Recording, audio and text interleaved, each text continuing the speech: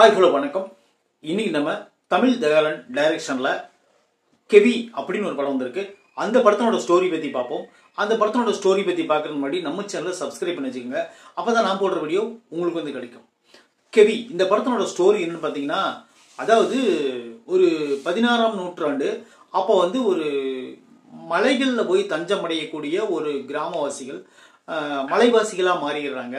அதுக்கு காரணம் என்னன்னு பார்த்தீங்கன்னா, கீழே இருக்கிற சில போர் சம்மந்தப்பட்டது. ரெண்டாவது வந்து என்னென்னு பார்த்தீங்கன்னா, அங்கே வந்து கொஞ்சம் அவங்களுக்கு வாழ்வியல் ஆதாரத்துக்காக உயிர் தப்பி போய் மலைகளில் தஞ்சம் அடைகிறாங்க. சுற்றியும் மலை, அந்த மலையில் நடுவில் ஒரு குன்று. அவங்க அமைதியான வாழ்க்கை நடத்துறதுக்கான ஒரு நல்ல அருமையான ஒரு இடத்த பார்த்து தேர்ந்தெடுக்கிறாங்க.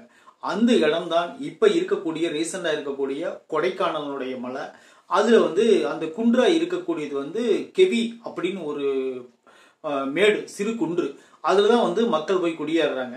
இப்போ வந்து பார்த்தீங்கன்னா, அந்த ஊருக்கு வந்து இப்போ ரீசண்டாக நடக்கிற கதையை சொல்கிறாங்க. என்னென்னா, அந்த ஊருக்கு வந்து ஒரு ரோடு வேணும் எங்களுக்கு. அதாவது எல்லா வசதிகள் எதுவும் பண்ணி கொடுக்கலான்னு பரவாயில்ல, எங்களுக்கு ஒரு ரோடு இருந்துச்சுன்னா நாங்கள் ஈஸியாக வந்துட்டு போகிறதுக்கு சௌகரியமாக இருக்கும். நாங்கள் காடுகள்லையும் மலைகள்லையும் பூந்து வர்றதுனால எங்களுக்கு வந்து அதிகப்படியான டைம் ஆகுது அப்படின்னு சொல்கிறாங்க. ஆனால் அந்த ஊருக்கு 5 வருஷத்துக்கு ஒரு வாட்டி மட்டும்தான் மக்கள் அங்கே மேலே போவாங்க. அதாவது இங்கே இருக்கிற ஆளுங்க மேலே போவாங்க.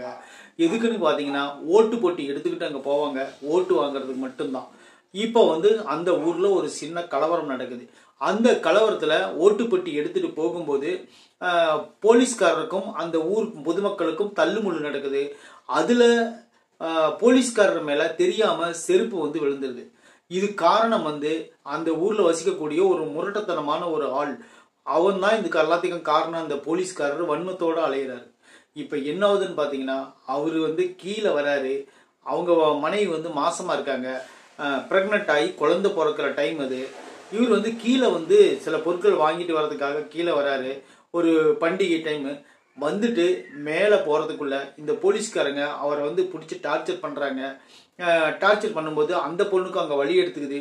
ஊர் மக்கள்லாம் சேர்த்து டோலி அப்படின்னு சொல்லுவாங்க. டோலினா என்னன்னு பார்த்தீங்கன்னா, அப்போ வந்து பெரிய பெரிய அரண்மனை பணக்காரங்க, இந்த பண்ணையாருங்களாம் இருப்பானுங்கள, அவனுங்கெல்லாம் மேலிருந்து கீழே தூக்கிட்டு வரதுக்கும் கீழிருந்து மேலே தூக்கிட்டு போகிறதுக்கும் பல்லாக்கு மாதிரி ஒன்று செஞ்சுக்குவாங்க. அதுக்கு பேர் தான் டோலி. ஏன்னா செஞ்சு உட்கார வச்சு அவங்கள சேரில் உட்கார வச்சு அவளை தூக்கிட்டு போவாங்க அடிமைகள். அந்த மாதிரி இருக்கும். அதுதான் அந்த மாதிரி செஞ்சு அந்த பொண்ணு வந்து கூட்டிகிட்டு வருவாங்க. கீழே வரும்போது கீழே இருக்கிற ஹாஸ்பிட்டலில் வந்து ஒரு டாக்டரம்மா, அந்த டாக்டரம்மா என்ன பண்ணாங்கன்னு பார்த்தீங்கன்னா, அவங்க வந்து கிளினிக்கை தான் கவனிப்பாங்க, டாக்டர் ஹாஸ்பிட்டலில் கவனிக்க மாட்டாங்க. இப்போ என்ன ஆகுதுன்னா, அவங்களுக்கு வந்து டியூட்டி முக்கியம் இல்லை அப்படின்னு சொல்லிட்டு வீட்டுக்கு போயிடுவாங்க. அதுக்கப்புறம் அங்கே வேலை செய்யக்கூடிய assistant doctor and compounder and watchman, அந்த மாதிரி ஹெல்ப்பர், அந்த மாதிரி தான் ஆளுங்க இருப்பாங்க. இப்போ என்ன ஆகுதுன்னா, அவங்க மேலிருந்து அங்கே கீழே வரணும். கீழே வந்து ஹாஸ்பிட்டல் உதவியும் நாட முடியாது, ஏன்னா டவர் கிடைக்காது. இன்னொரு விஷயம் பார்த்தீங்கன்னா, அங்கேருந்து ஃபோன் பண்ணி சொன்னாலும் யாரும் எடுக்க வேண்டாம்னு சொல்லிட்டு அந்த டாக்டர் போயிடும். இதுக்கப்புறம் நடக்கக்கூடிய அந்த ட்ராமா என்ன அப்படிங்கிறது தான் இந்த படத்தினுடைய மொத்த கதை. இது சொல்லப்போனால் கிட்டத்தட்ட ஒரு உண்மை சம்பவம் தான் இது. இந்த வந்து கடைசியில் வந்து அவங்க நம்மளுக்கு காமிக்கிறாங்க. ஏன்னு கேட்டிங்கன்னா, இது வந்து நீங்கள் வந்து ஒரு இது ஈஸியாக கடந்து போயிடக்கூடாது அப்படிங்கிறதுக்காக இது வந்து ஒரு உண்மை சம்பவம் அப்படின்னு அவங்க காமிக்கும்போது உண்மையிலே நம்மளுக்கு கொஞ்சம் பதட்டமாக தான்ப்பா இருக்கு. ஏன்னு கேட்டிங்கன்னா, அந்த போலீஸ் வந்து குறிப்பிட்ட அந்த ஆள் மேலே வந்து செருப்பு விழுந்துருதில்ல, அவர் விழுந்த உடனே அது வந்து அவங்களுக்கு ஒரு ஈகோ ஆயிடுது. என்னன்னு கேட்டிங்கன்னா, ஒரு காட்டுவாசி பையன் வந்து செருப்பு நம்ம மேலே வீசி அடிக்கிறதா அப்படிங்கிற மாதிரி ஒரு ஈகோ ஆயிடுது. இன்னொரு விஷயம் என்னன்னு பார்த்தீங்கன்னா, அரசியல்வாதி மூக்கொடைஞ்சு போனதுனால அரசியல்வாதிக்கும் சில வன்மம் இருக்கத்தான் செய்யுது. அவங்கள பிடிச்சி டார்ச்சர் பண்ணுறாங்க. அந்த சீன்லாம் உண்மையிலே ரணகொடூரமாக இருந்துச்சு, பார்க்கறதுக்கு நம்மளுக்கே பயமாக இருந்துச்சு. அப்புறம் வந்து இந்த பொண்ணோட ஆக்ஷன் உண்மையிலே வேற லெவல். அதாவது உண்மையிலே ஒரு மாசமான பொண்ணை வந்து பயன்படுத்தியிருப்பாங்கன்னு நான் நினைக்கிறேன். ஆனால் உண்மையிலே நல்லா இருந்துச்சு அந்த சீன்லாம்.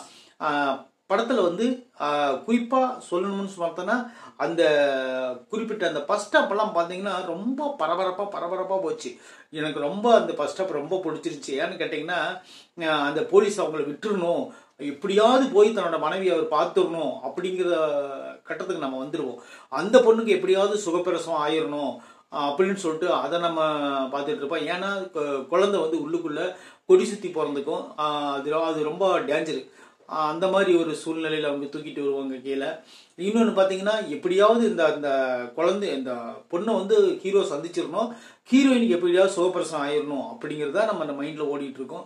படம் ஃபுல்லாகவே இந்த படத்தில் வந்து பார்த்தீங்கன்னா எனக்கு ரொம்ப ரொம்ப பிடிச்சதுன்னு பார்த்தீங்கன்னா அவங்களோட வாழ்வியல் வந்து ரொம்ப கஷ்டமானது. நம்ம ஈஸியாக சொல்லிடலாம் மலைகளில் வாழ்கிறாங்க அப்படின்னு சொல்லிட்டு, ஆனால் ஆரோக்கியமாக வாழ்கிறாங்க. அதை விட ஒரு ஆபத்துன்னா அவங்க சீக்கிரம் வந்து உயிர் பிழைக்கிறது எவ்வளோ கஷ்டம் அப்படின்னு சொல்லி தான் அவங்க சொல்ல வராங்க. ஏன்னா அவங்க அதிகபட்சமாக கேட்குறதே ஒரு மருத்துவ உதவியும் ஒரு ரோடும் தான் அதிகபட்சம் கேட்பாங்க.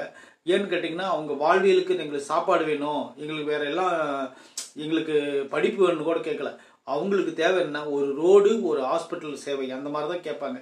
இதையே கரெக்டாக செஞ்சு கொடுக்க முடியாத ஒரு அரசாங்கம் அப்படின்னு சொல்லிட்டு அவங்க 5 வருஷத்துக்கு ஒரு வாட்டி பொட்டி தூக்கிட்டு வந்து எங்ககிட்ட ஓட்டு வாங்குற மட்டும் தான் வராங்க.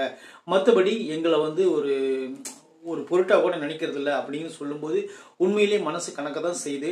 இந்த படம் வந்து எல்லாரும் பார்த்து ரசிக்கக்கூடிய படம் தான் கெவி. இந்த படத்தை வந்து நான் மிஸ் பண்ணிட்டேன் அப்படின்னு சொல்லிட்டு நான் ரொம்ப வருத்தப்படுறேன். உண்மையிலேயே நல்ல அருமையான ஒரு படம். இன்னும் ஒரு பெரும்பாலான சீன்கள் வந்து இருட்டிலேயே எடுத்திருக்காங்க. அது ஒன்று தான் நம்மளுக்கு வந்து கொஞ்சம் இதாக இருக்குது. மற்றபடி இந்த படத்தை வந்து நீங்கள் பார்த்தீங்கன்னா கண்டிப்பாக வந்து ஒரு எமோஷனல் ஆவீங்க. இந்த படத்தோட நீங்கள் வந்து ஒரு கனெக்ட் ஆகிடுவீங்க. அந்த மாதிரி ஒரு நல்ல படம் தான் இது. இந்த படத்தை நீங்கள் பார்த்தே தீரணும். ஏன்னு கேட்டிங்கன்னா இன்னும் கொஞ்சம் ராவாக போயிருந்தால் பாலா படம் மாதிரி ஆயிருக்கும். உண்மையிலே எனக்கு ரொம்ப பிடிச்சிருந்துச்சு இந்த படம். உங்களுக்கும் டைம் கிடைச்சதுன்னா கெவி படத்தை பாருங்கள். உங்களுக்கும் பிடிக்கிறதுக்கு நிறைய வாய்ப்புகள் நிறைய இருக்குது. கெவி வந்து நம்ம லிஸ்ட்டில் வந்து ஒரு நல்ல படம் அப்படின்னு சொல்லிட்டு நம்ம ரிவ்யூ பண்ணுவோம். இந்த விமர்சனம் உங்களுக்கு பிடிச்சிருந்துச்சுன்னா கண்டிப்பாக நம்ம சேனலை சப்ஸ்கிரைப் பண்ணிச்சுக்கோங்க. அப்போ தான் நான் போடுற வீடியோ உங்களுக்கு வந்து கிடைக்கும். நன்றி.